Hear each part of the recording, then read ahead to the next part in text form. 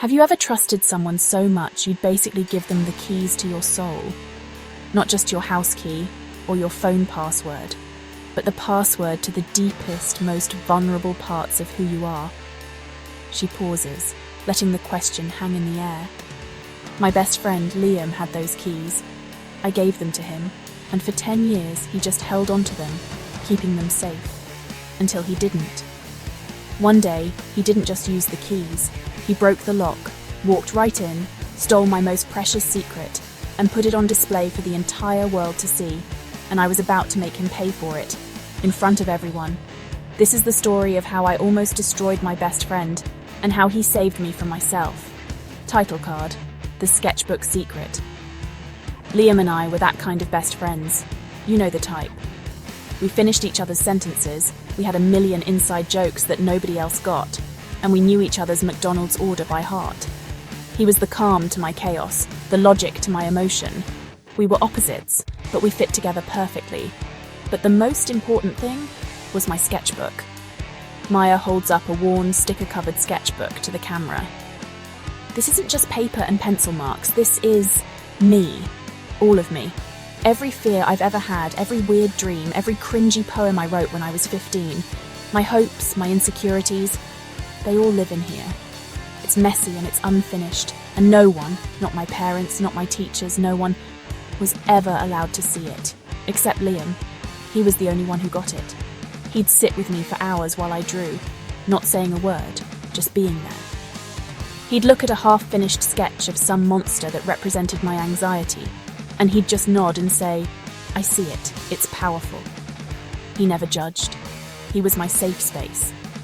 So, when the Nexus Art Scholarship was announced, he was my biggest cheerleader. This wasn't just some local contest.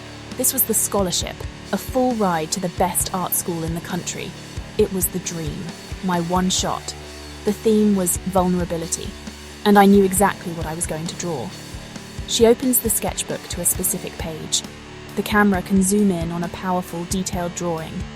It depicts a girl, half hidden in shadows, tangled in thorny vines, but she's desperately reaching one hand out towards a single, brightly shining star.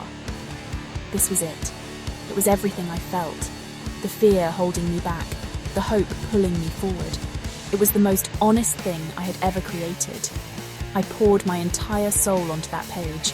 Liam saw it come to life, sketch by sketch. He'd bring me coffee, tell me to take a break, and remind me how amazing it was. "You've got this, May," he'd say. "This is going to be the piece that changes everything."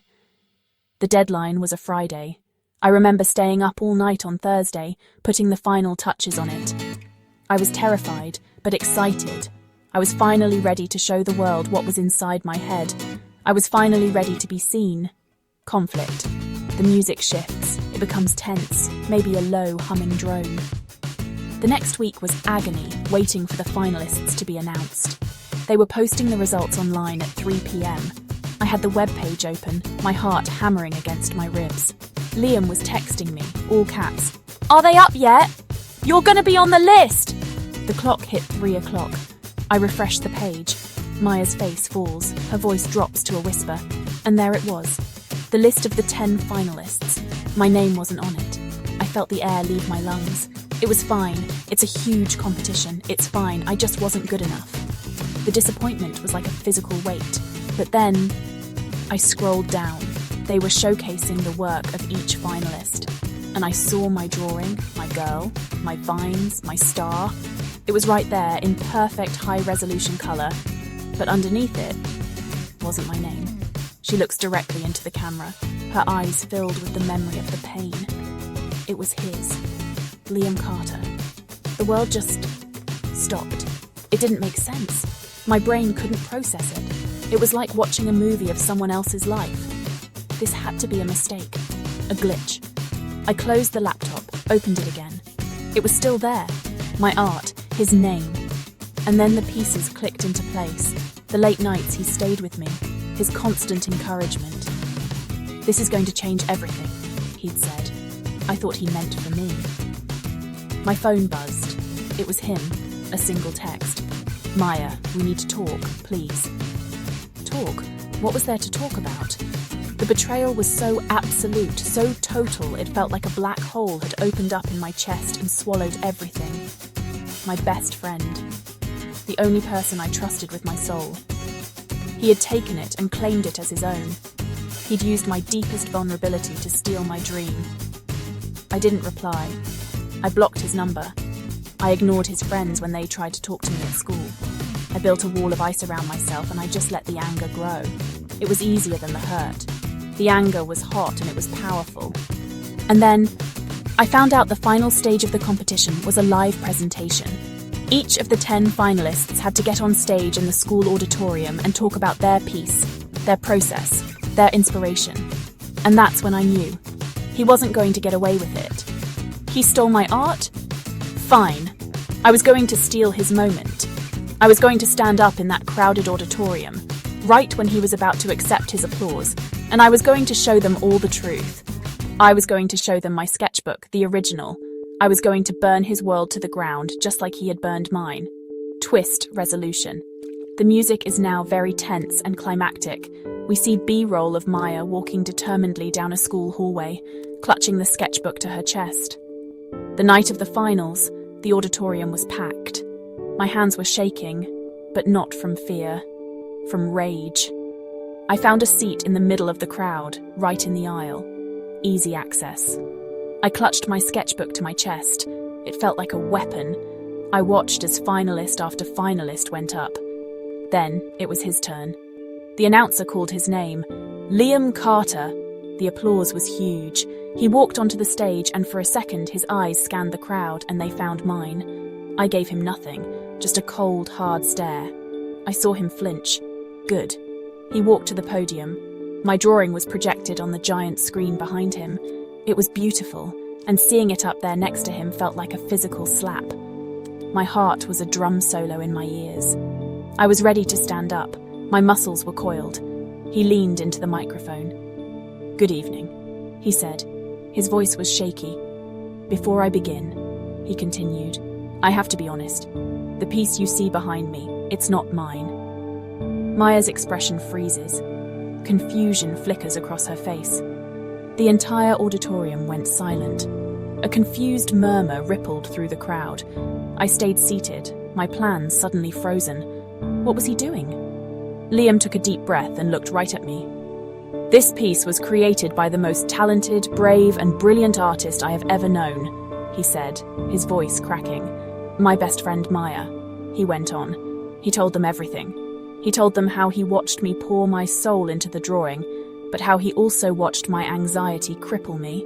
He told them how, the day before the deadline, he heard me talking to my mum, saying I was too scared to submit it, that I was going to pull out, that I couldn't handle the thought of the world seeing and judging. That part of me. Maya's face begins to crumple. The anger dissolves, replaced by dawning horror and understanding. He knew I'd regret it for the rest of my life, so he did the only thing he could think of. He took a high-res photo of the drawing that night when I finally fell asleep at my desk, and he submitted it, under his name. "It was a stupid plan," he said, his voice thick with emotion. "I know that now. It was a horrible thing to do to her, but I couldn't let her fear win. I figured, if I could just get it in front of you, the judges, then I could get up here tonight and tell you the truth. I just wanted you all to see her, to see what she can do." He looked away from me and at the judges. "I don't want the scholarship. I want you to give it to the person who actually earned it. Maya, please." Tears are streaming down Maya's face now. The sketchbook in her lap feels impossibly heavy. The world tilted back into place. But it was a whole new world now, one where my best friend hadn't betrayed me. He had tried to save me in the most backward, idiotic, loving way possible. And I had been sitting there, seconds away from publicly crucifying him. The shame was so overwhelming I couldn't breathe. I don't remember getting up. I just remember running down the aisle onto the stage. The whole auditorium was watching, but they disappeared. There was only him.